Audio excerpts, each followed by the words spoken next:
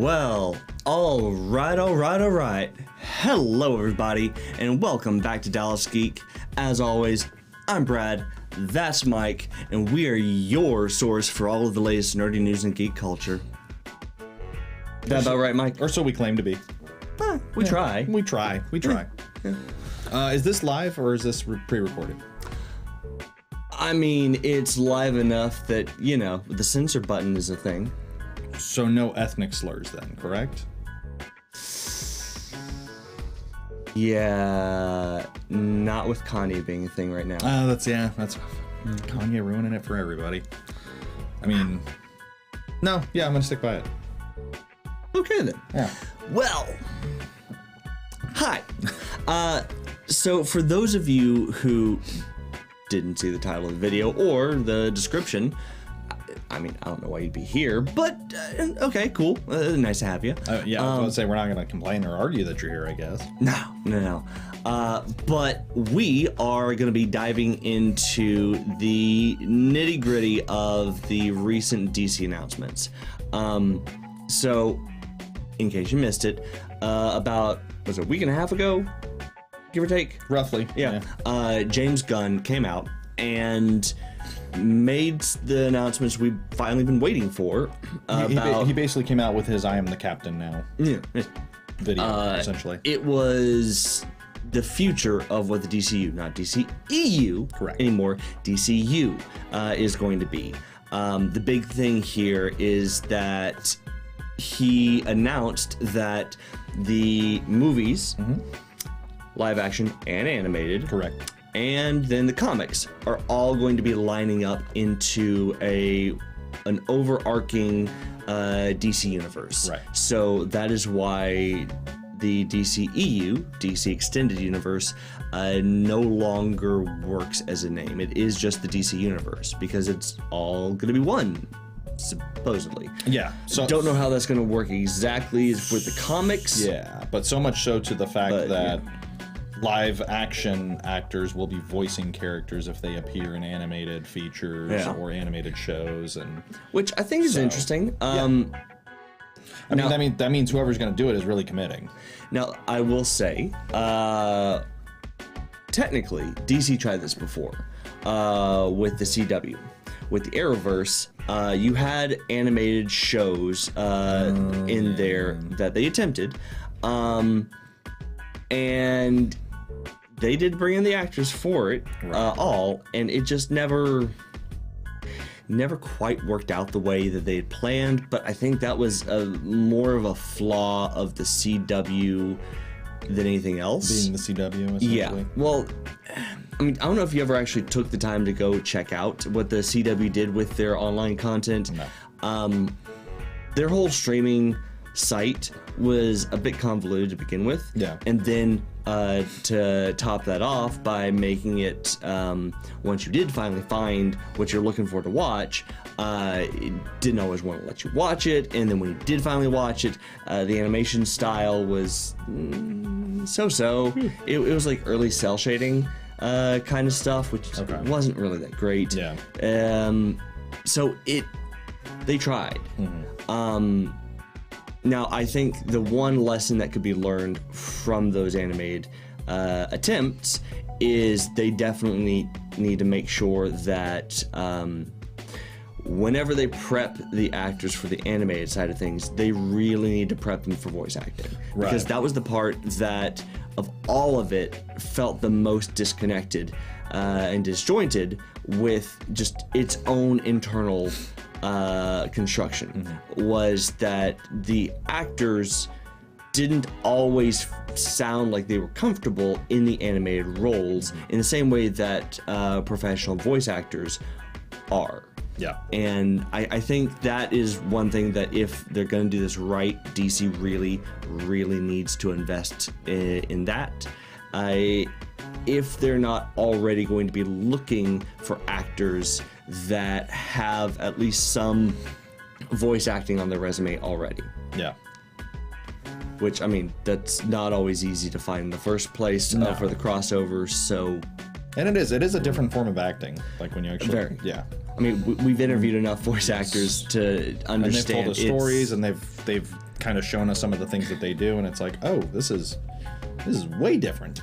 Yeah. So I mean, because in many ways, voice acting is much more akin to stage acting than it is screen acting, and you just, if you're not used to that, it doesn't really work out as well. Right. Which, I mean, in fairness, there's a reason why voice acting is its own thing within the acting career path. Right. Like you need professionals for that. That is what they do. But we'll see how that works for DC. And yeah, and it's, I mean, the fact that they're making such a, they're making a clear choice that like what we do moving forward will be connected, in that we don't have to assume that this is going to be part of this universe, this is going to be part of that universe, how does this fit in here, how does this, it's all connected. Well, not all of it.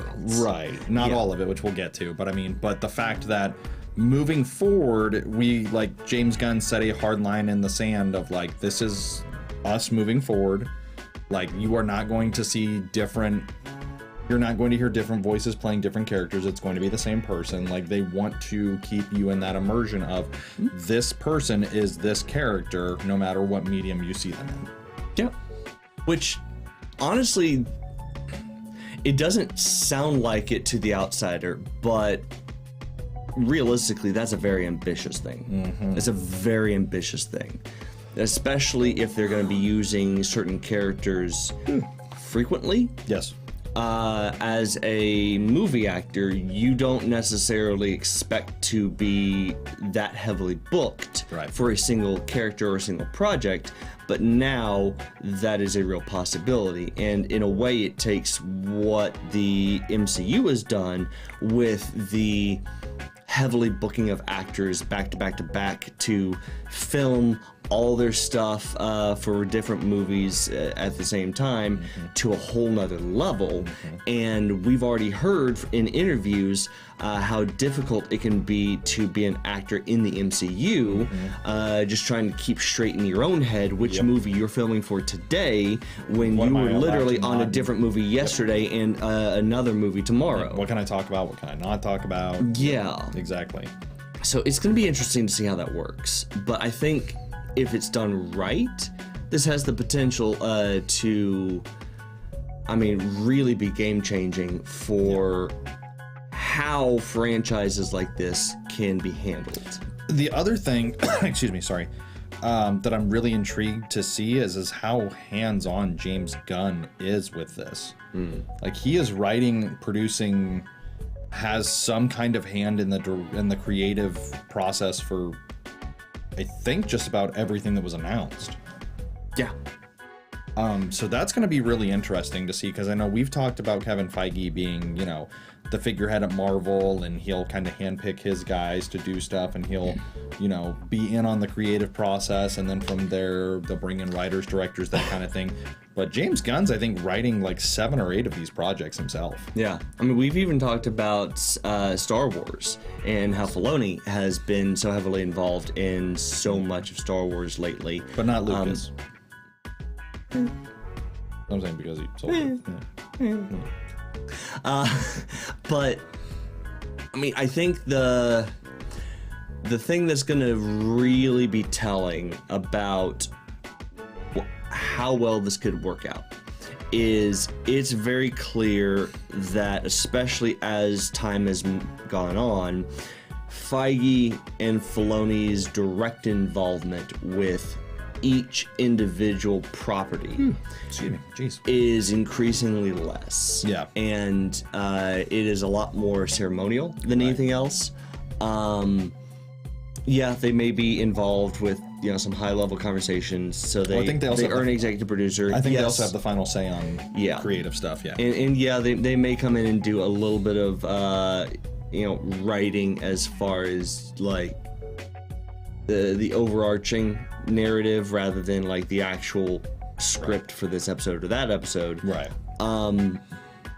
Storyboard, story beats. Yeah, so when you look at the credits, it looks like both of them are like hands-on with everything, when the reality is They aren't. They are involved enough to really make sure that their vision is uniting everything, but ultimately, they are running the business. Yeah. And it's going to be very interesting to see if James Gunn understands that, how quickly he'll understand it, and how quickly he could succeed with that. Because with the announcements he's made so far about what he's doing on each project, it doesn't necessarily sound like he gets that. And if he's not careful, he could end up putting himself in a position where he's either the bottleneck for certain projects coming out on time, or he burns himself out trying to keep up, and now we lose a potentially fantastic studio head.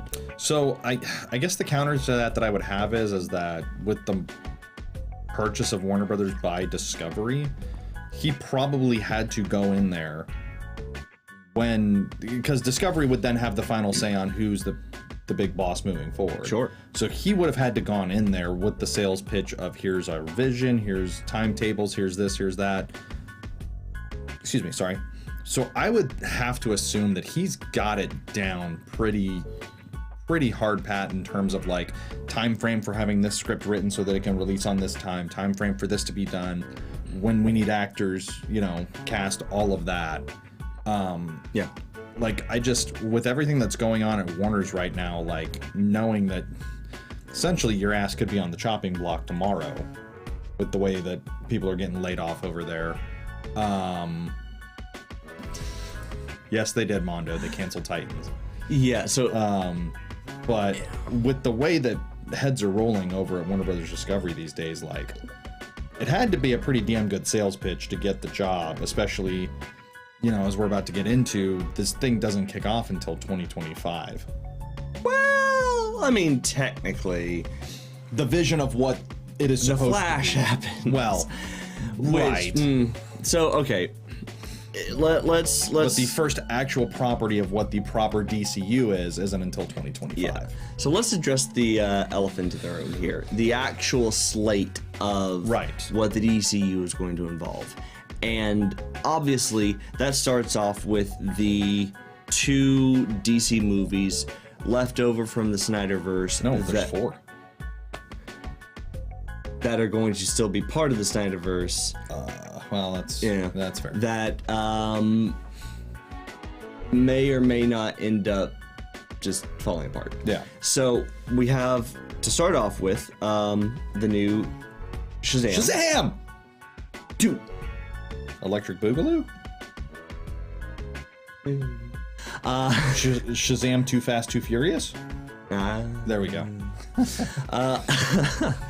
Considering, The Rock with Black Adam, I feel like that's probably more appropriate. Well, we'll get into that. Well, so we're right. Yeah, Shazam, I think is March. So I think I think we're about a month away. So that is going to be the last official vestige of pure Snyderverse-ish stuff. Unless then we have the Flash, and the Flash is finally coming out after years of development hell and rewrites and a the star lead, being a complete psychopath.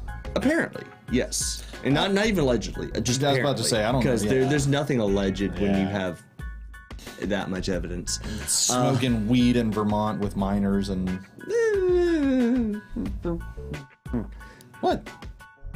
We don't need to get censored by YouTube for the antics of one psycho. But YouTube's gonna censor us because we're talking about what the psycho did?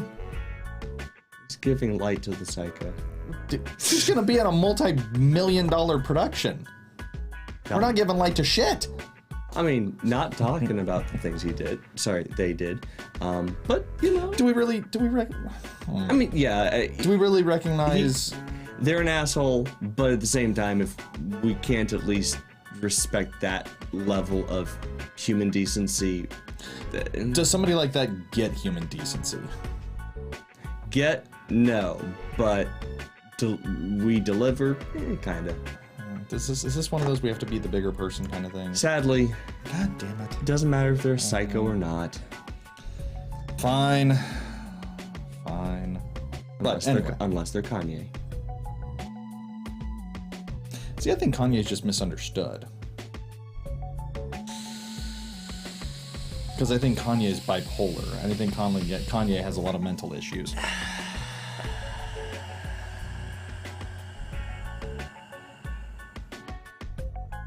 Moving on. Jesus.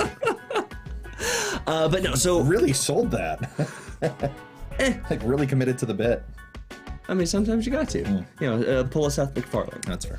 Yeah, so Flash is June. Which... Finally.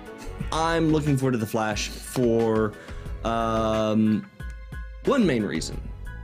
And that one main reason is for the chance to finally see you eat your own words and appreciate the one thing publicly that you've always said you would never say anything good about. What's that? The best part of the Tim Burton Batmans. Michael Keaton as Batman. Oh.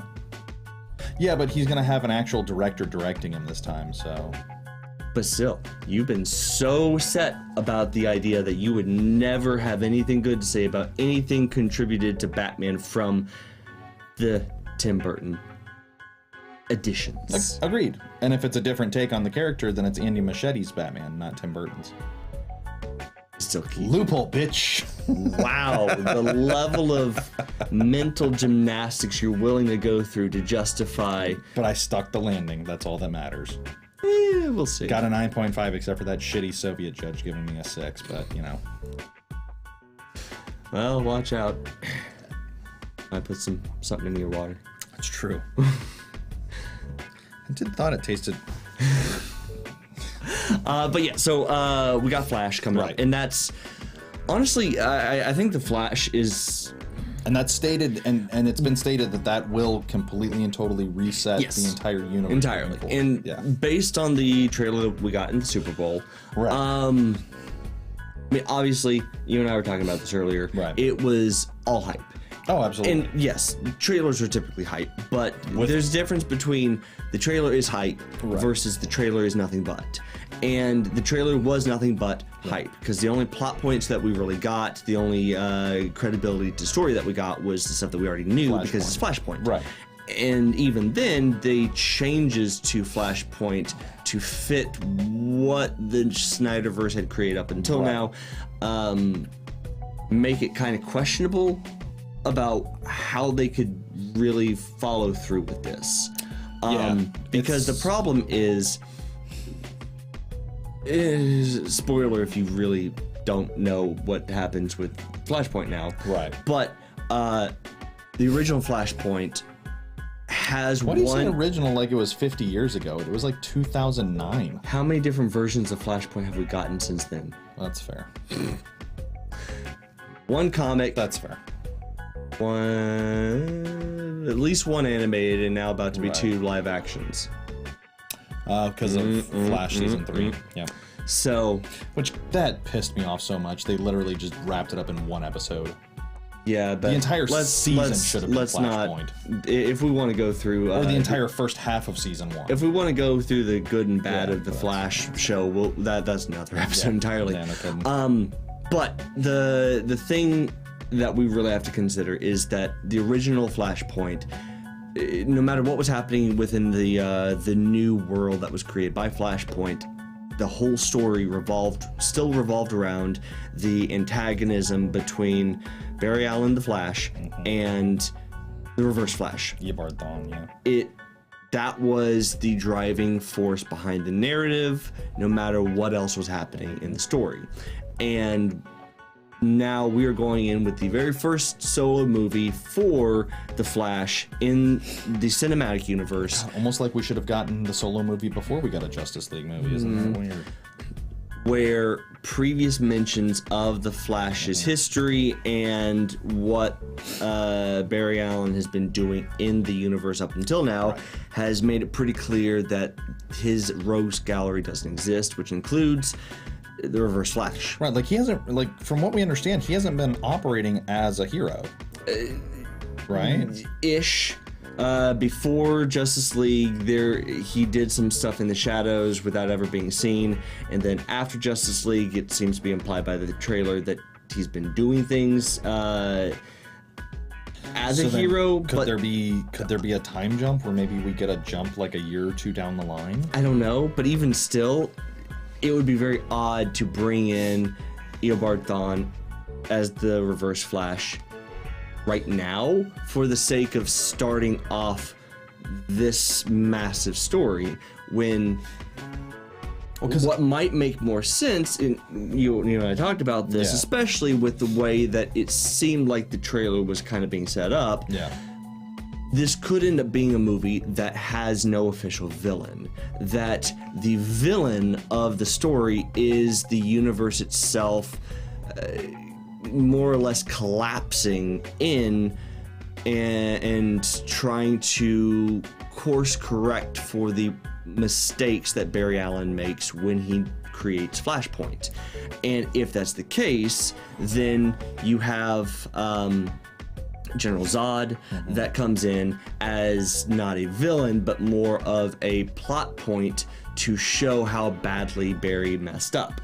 And everything else just becomes potentially weird and chaotic.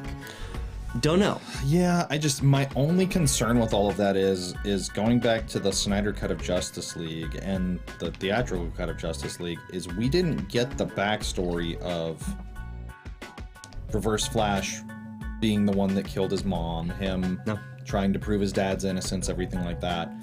They have to cover that in this movie, right? They have to cover something. They don't necessarily have to make it the Reverse Flash. They could. But what I'm saying very easily just make it that story, because it does look like part of the trailer implies that there is the whole trying to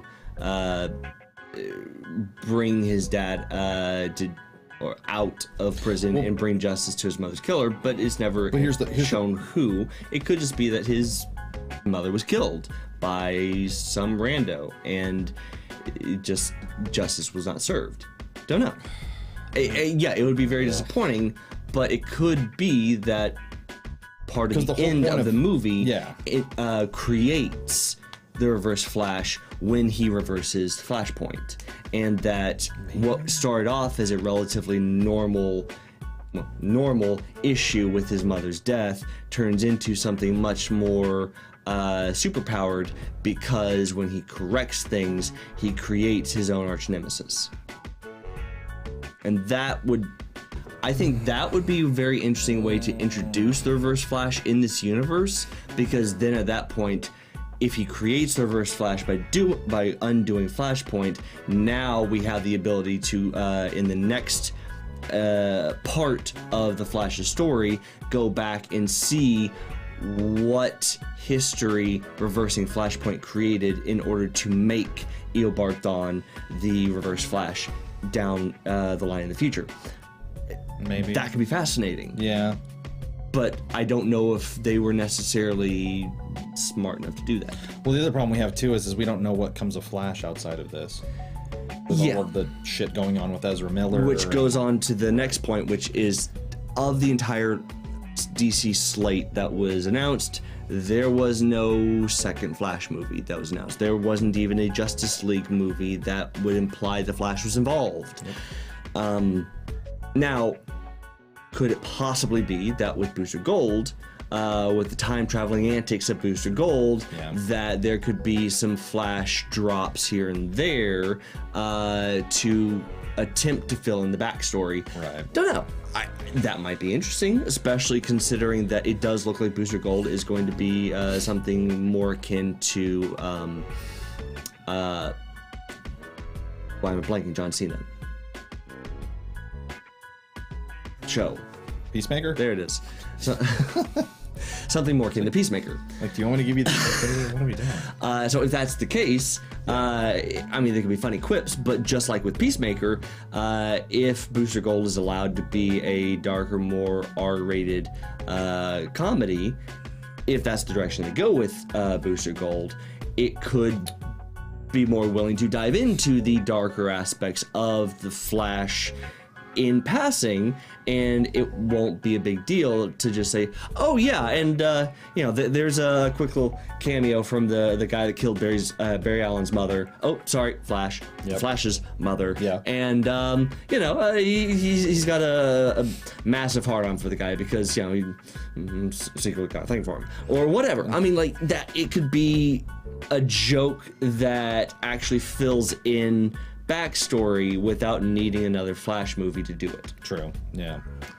So I don't know though. Yeah. There's a lot of complicated issues that could come up with this, along with the fact that we have one other superhero that is currently part of the DCU that does not have a third movie officially announced yet. And we have not heard anything about her being released from the DCU. Yep. And that would be? Is this where I take my pants off and show that I'm wearing my Wonder Woman boxers? I think that might be going a step too far, but good to know.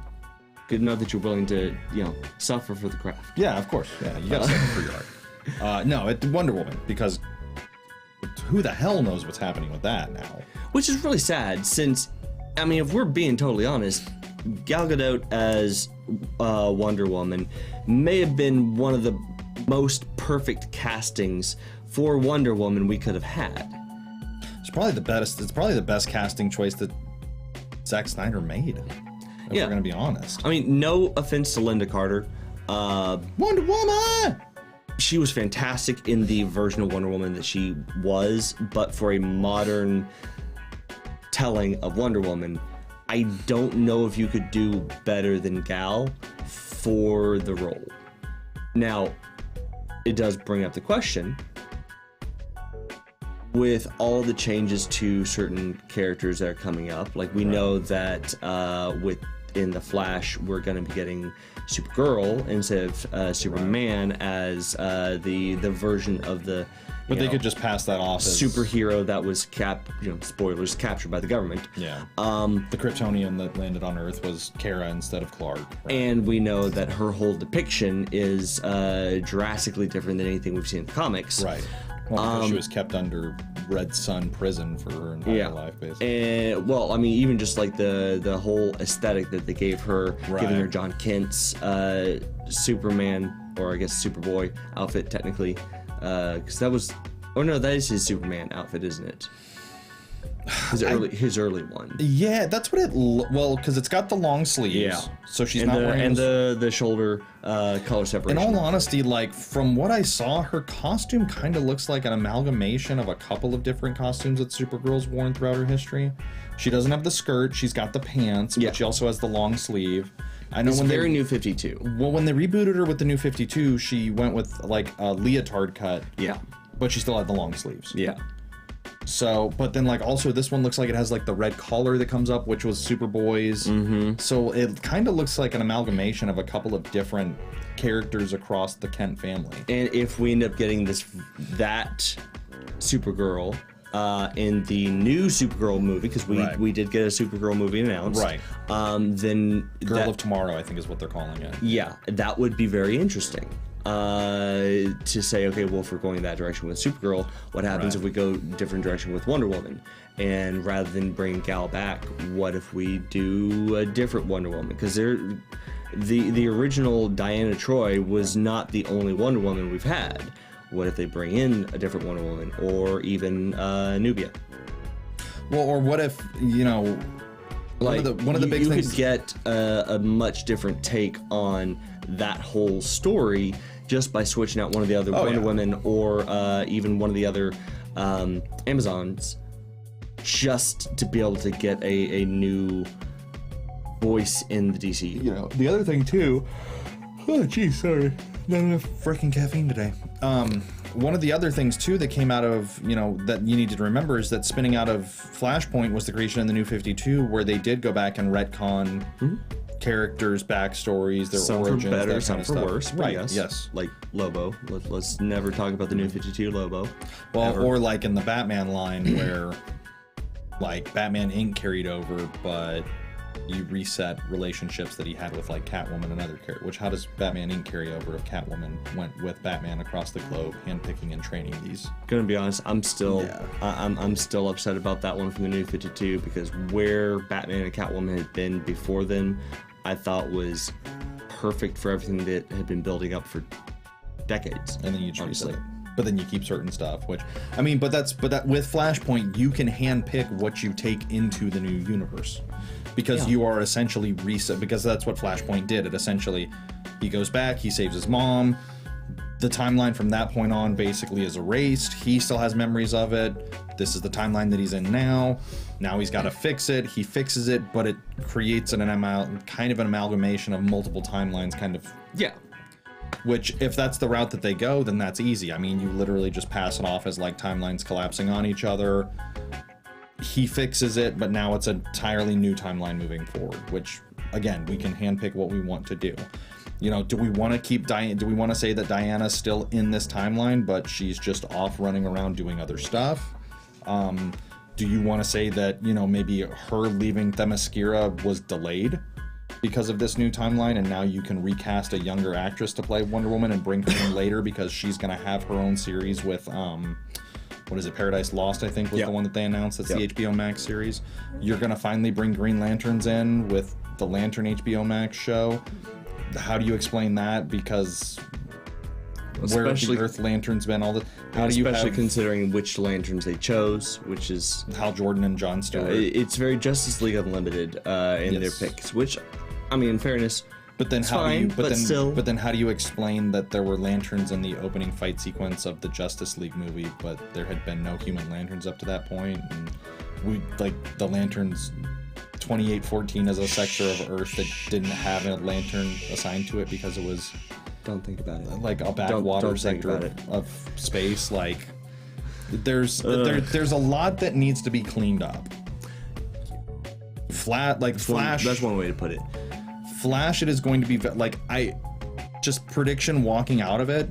I think it's the hard reset that you want in terms of like it is a new timeline moving forward. These are new stories being told. No, it's not the hard reset one. It's a soft reset that everybody is hoping for. My hard reset would just be to pretend like everything else didn't happen and don't even worry about Flashpoint. But that's fair. Whatever. So then, of course, we have going forward Creature Commandos, which is the first animated that's supposed to be coming out. I think it's supposed to be like a 7 or 8 episode animated thing on HBO Max. Which I mean, if you're wanting to go the James Gunn, really pulling out the weird here, that's it's going weird. Shit. Then, of course, we have Superman Legacy, which has officially been confirmed for July 11th, 2025. So that is going to be the first. That is the first film to kick off the DCU. We don't know much about it other than it is Superman and it's called Superman Legacy. They better get working because they only got about 2 years and 4 months to get it done. And it does appear that it's going to be focusing on a younger Superman, which. Cool. I mean, in fairness, we never really got that with DC now. Like, the last time we got a younger Superman was back with Christopher Reeves. I was going to say Smallville. They never called him Superman, though. Right, which he was Superboy, but yeah. Well, they didn't call him that. Well, right, but... They called him the frickin' Blur. The one part of Smallville I will never forgive them for, because that was just so dumb. Blame the Siegel and Schuster estate because they wouldn't give them the name rights. But they could have come up with something better than the freaking Blur. I don't disagree. But anyway, so we can we finally get a young Superman, which okay, cool. We need that if we're gonna be really doing a proper reboot of this. And then Waller, which brings up more questions because if you're doing Flashpoint as the reset, so that means because Gunn confirmed that Viola Davis is going to continue to play Amanda Waller, which is going to be very that odd. Aspect of the Snyderverse will be carried over, which is odd. Not that part's being carried over, but because I'm just going to reference my notes that I have. Viola Davis. Yes, we do research on this show. Viola Davis, while I think she's a solid Amanda Waller. Her portrayal thus far as Amanda Waller has been very much not up to par with the Amanda Waller from the comics. I just don't think she's been given enough to do. No, and that's the problem.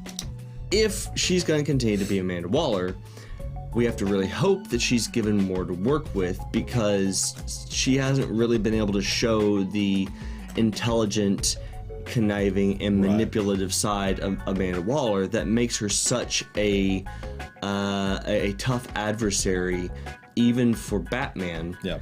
Which, I mean, saying something, that she can take him on head to head, and because she's so intelligent and she is so clever with being able to work behind the scenes in the shadows of the government, that she's able to fairly consistently outwit the greatest detective. Yeah. Like that's... Or at least be on par with him. That's the Amanda Waller that we're used to, and she hasn't been given the opportunity to do that. Yeah. And so if she comes back with Waller the show, as the Amanda Waller we've had so far, I don't know how the show's going to work. I mean, I think I honestly think that it could work as kind of like a political thriller of her kind of moving through the government, kind of pulling in and getting more clout, and kind of being this kind of shadow figure that, you know, on appearance is doing one thing, but then behind the scenes has her Suicide Squad, does all of this stuff that she keeps secret from everybody else. Which, how do Suicide Squad and Peacemaker fit into this moving forward? Does she is the Waller show her recruiting a new Suicide Squad? Could be. I mean, and that's the thing. No matter what happens, they need to give her more character development, because she has been very one note up until now, which is not great. Right. Unfortunate, but you know. And then of course we have the big deal here, which was that James Gunn did announce that they were going to very clearly label which movies are canon and which aren't, by labeling all movies that are not part of the now canon DCU as Elseworld stories, which in the comics has always been their go-to for non-canon stories. Their what if you will. Kind of like, hey, what if this happened in this universe? Well, that's exactly what James Gunn said. It's the DC equivalent of Marvel's What If. Right. And, I mean, some great stuff has come from Elseworld stories. I mean, honestly, I think you and I could both probably name off a solid handful each of Elseworld stories that have been pivotal to even mainline stories for Batman, because they were just so good. My only bummer from this is why not just pull Pattinson in and make him the Batman of the DCU? And that's where we jump into the first Elseworlds edition here, is Batman 2. Yeah, because you could still have it be that dark, grittier, noir style film. Yeah. But you could also still do the film that we're going to be coming up and talking about later, which is Brave and the Bold. Yes, possibly. And that's what's going to be interesting, because I think Brave and the Bold, just because of what the Brave and the Bold has always been. I mean, do we need to talk about when they relaunched the New 52? You had Detective Comics, Batman and Robin, Batman Inc. And there were two more Batman. Yeah. There were two more Batman There's a titles, reason why. And he was reoccurringly popping up in Catwoman. So he was in 6 different titles that all had a different narrative feel, that all told different stories that were all the same universe. And there's a reason why half of those got cut after, what, a year? Oh, I mean, that's fair. So, I mean, look, I think Robert Pattinson as the Batman, solid. Absolutely. Solid choice. But if the tone of Batman that they want in the mainline DCU is closer to the traditional tone of the Brave and the Bold, right, then his Batman is never going to fit. Yeah, that's fair. Because the Brave and the Bold is a much lighter tone to Batman. It's a much more mainstream, classic 70s-esque Batman. Not 70s like Adam West, but 70s like Adam. No, he crossed mid 60s to early 70s, because movie. Yeah. But no, this is more like 70s comics. Yeah. Which was very interesting. It was a very interesting time for Batman. But it was a developmental time, which, in fairness, gave us The Brave and the Bold. And that was, I think, a solid set of stories that have even recently, in the last 10 years, been adapted into a really solid cartoon. That's right.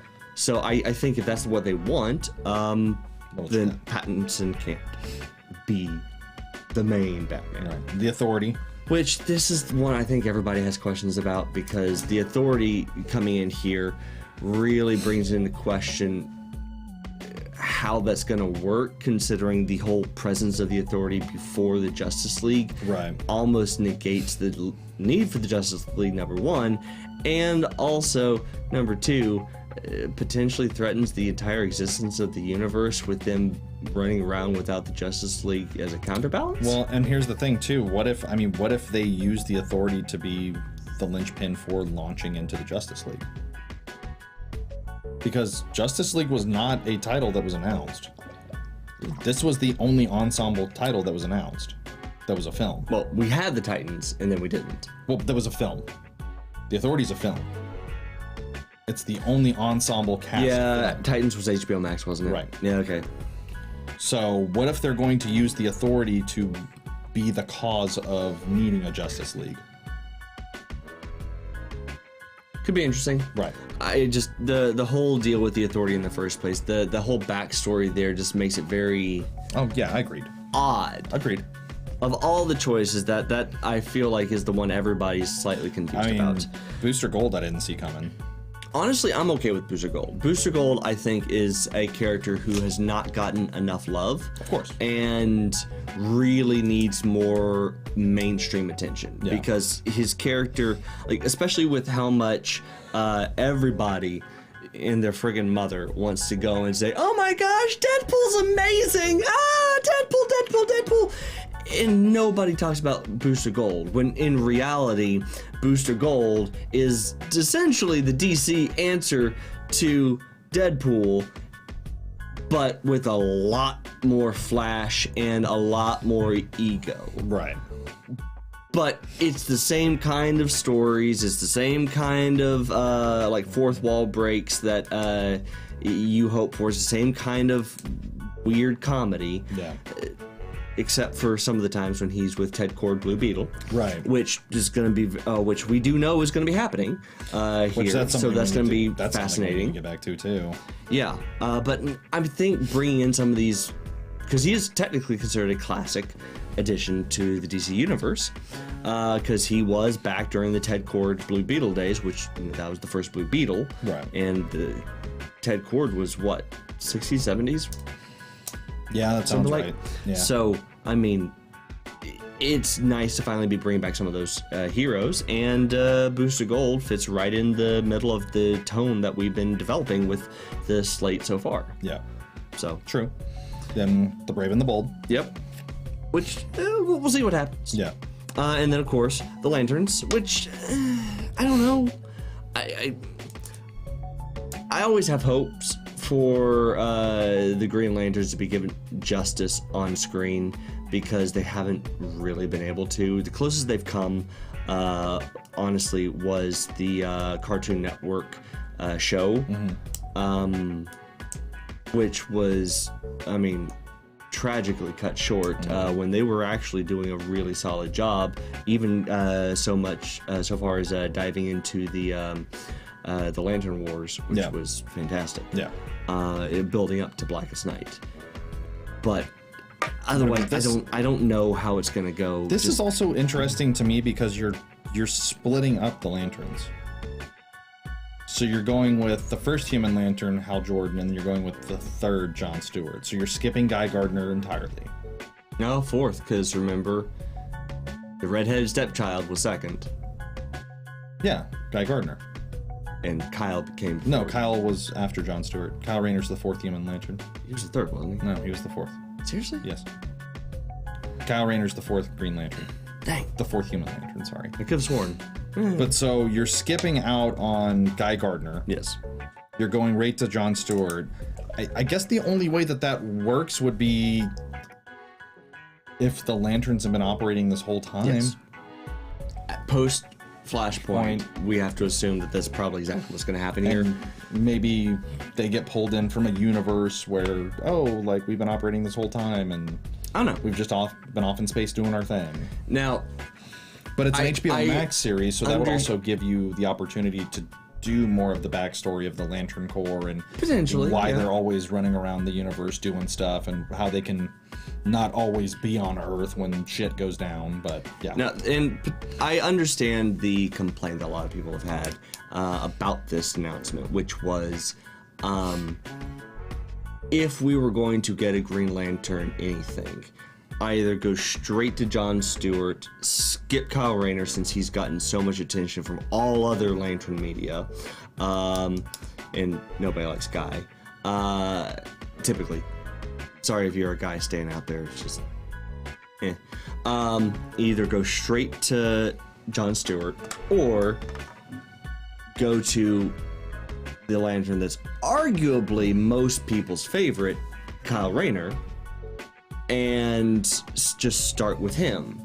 And that way you can assume backstory for the Lantern Corps and jump right into where he was brought in, which is trying to build the Lantern Corps from their own destruction, which starts off by making Hal Jordan a villain, which I think a lot of people would like to see, since we've never seen that, number one, and number two, you got enough Hal Jordan haters out there that it would keep them happy. Yeah, but yeah, that's an interesting concept, but I also feel like there are Green Lanterns like Guy Gardner that don't get enough representation in terms of like that was Guy Gardner's a pretty big chunk of the human lantern history, and like he gets passed over. He is the greatest Lantern. The only one. No, he's the greatest Green Lantern. Guy Gardner's the greatest Lantern. No, Kyle Rayner's sorry, the greatest. Kyle Rayner. Right, sorry, because he's the White Lantern. Yeah, the only one that could be the White Lantern. Right. So, if you jumped in with Kyle, then that would make sense, but then you would just have to assume then that like you're jumping in at a point where the Lanterns have already been established on Earth. They could just be out in the universe doing stuff. Okay. Yeah, kind of. Yeah, I mean, that would work. Yeah, because I mean, we've already seen how well things can work in Marvel with Phase 4, where we can are just jumping into the middle of a point where we went from. It was just a small handful of heroes that existed up until the end of Phase 3. Well, small handful, relatively speaking, to Phase 4. Superheroes are just normal life, and everybody just understands that. Oh yeah, no superpowers, sure, yeah. My neighbor down the street had some, right? Whatever. So we already know that can work. Yeah. When done right. Right. And so something like that could work great for the Lanterns. We'll see. Because I mean, the Lanterns are such a convoluted story that it's hard to start from the beginning and do it well, right? Even in long form, in a way that doesn't just kind of lose half the audience. Right. If you start with the assumption that they've just been around and you fill in some of the backstory here and there as you go, it's a lot easier to keep them around, the audience around, in the same way that Star Trek does it. Right. Because Star Trek, even back with the original series, didn't start off at the beginning of the Federation or the beginning of Earth's introduction to. Right. No, it was just it just was. Right. Yeah, that's fair. So, Supergirl, Woman of Tomorrow. Sorry, I said girl earlier. Girl of Tomorrow. Woman of Tomorrow. We'll see what happens in terms of if they take the actress that's going to portray her in Flashpoint and spin her out of that, or if we get an entire recast. That one's going to be really interesting to see where they go with her character and the plan that they have with her. And then Paradise Lost being the last one that was announced. Oh, and then Swamp Thing. I completely forgot about Swamp Thing. How can you forget about Swamp Thing? It's true. Swamp Thing is finally going to be getting some love after Swamp Thing was given a chance to exist on HBO and then was immediately pulled before the first episode, even though I believe you can still find the episodes that were made out there. Oh, yeah. They just aren't promoted or anything. But by all rights, I've heard, I haven't gotten a chance to see it, but I've heard it was actually I heard it was pretty decent. good. Yeah, I heard it wasn't bad. Yeah, especially since we don't really get Swamp Thing in most media outside of Harley Quinn now, which, Right. I mean, I'd say if you really want to point to a reason to bring in Swamp Thing, the portrayal of him in Harley Quinn, Well, and that's pretty going good to be, reason. and then that's another thing too, is going back to what carries over from the Snyderverse, what doesn't. Is Margot Robbie going to continue to play Harley Quinn? What happens to the Birds of Prey? Hopefully, well, they don't just forget about completely- Joker 2 being an Elseworlds Lady thing. Gaga. And Yep. that whole, Yep. who knows? Which she's posting some nice stuff on Instagram. That's all I'm gonna say. That's all I'm gonna say. So, yeah. But then the other thing that we also didn't bring into is we didn't dive too much into it, but there are 2 films that come out after Flashpoint, Aquaman 2 and Blue Beetle. Where do they fit into all of this? Well, James Gunn didn't really put a whole lot of emphasis on them, Right. so we don't know what's going to happen. Right. Was Shazam coming out before Flashpoint? What happens to Shazam going forward? It's another What issue. happens to Black Adam going forward? Because all of that stuff came out about I think that so The Rock using politics to bring Cavill in to try to make Black Adam a bigger thing than he and initially was going to be. make moves to try to basically take the position that James Gunn has. And Right. Yeah, I don't call me crazy, but I have a feeling Black Adam stays as a one-trick pony and just doesn't continue to exist after the reboot. Probably. That's probably a safe bet, but do you continue to move with Shazam then? I mean, Shazam has been pretty popular so far. It was the first movie did really well. It was the first real tonal shift in DC that gave people hope for a more lighthearted DC. Yep. I'd be shocked if they don't move forward with it, but at this point, I think that they are going to have to do some real work to figure out how it's going to work And then- fit in with the larger universe now. And then you've got Aquaman 2 and Blue Beetle, which they're in the tough position of coming out post-Flashpoint, or post-Flash. And with the rumors going around with Jason Momoa about, well, if they actually finally finish Aquaman 2, which apparently is an if at this point, there's a possibility that he's being courted behind the scenes to just drop Aquaman entirely and take over Lobo. Which is a rumor that's floating, yeah. Don't know. That one, I mean, well, it's an interesting rumor. I don't know how much stock I want to put in it. I didn't, I'm going to be 100% honest, I didn't love his casting as Aquaman. I think if you're talking New 52 Aquaman, it makes sense. It doesn't, though. Go back and reread the New 50. Really? New 52 Aquaman went back to his classic look with the short hair, the blonde hair, blue eyes, the really uptight, very stoic. Yeah, I guess early. But I thought You're thinking more of 90s, early 2000s Aquaman. Yeah. Where he had the long hair and he had the trident and he was running around. It was okay. Yeah, I forgot that was 90s. That was the attempt to make him cool. Right. Which, I mean, in fairness, Aquaman is a cool character when he's written right. Dude, I and you Jeff treat him Johns with respect. Jeff Johns' run on the new when they relaunched him with the New 52 was probably one of the better things that came out of the New 52. It was probably that run. His run on Aquaman was fantastic. So, But those two movies are both in a weird spot of being post Flashpoint. But then you look at the slate of stuff that was announced, and don't know. And then you hear James Gunn talk about it, and you're like, well, maybe they can come back. But if you're post Flash, then shouldn't everything post Flash moving forward be? You would think. It's gonna be weird. It's gonna be very interesting, to say the least. Yeah, obviously a lot to talk about. We didn't even cover everything. We covered the bigger points and try to go into the weeds a little bit on some of the stuff that was worth talking about. Some of the things that will be a bit more pivotal with what we may be experiencing with the upcoming DCU. But ultimately, And I think James Gunn has his work cut out for him, and the only way we're going to know for sure what this is going to look like is just wait until the Flash comes out and see what comes out of DC immediately following. I am not ruling out Shazam being the first domino in terms of stuff that could actually be. Like, I think depending on what we see in Shazam will actually tell us what the future of that character actually holds. Very possibly. Depending on what that movie's plot ends up being and everything like that, I think that's going to be the first true test of if stuff will carry or not. Yeah. So, we'll see. Yeah. Yeah. So, with that, guys, thank you so much for joining us today. Should we ask them what they think? What do you guys think? Do you think that this is an entire shit show that maybe James Gunn is kind of bitten off more than he can chew? Or do you think that there's an actual, plan and stuff?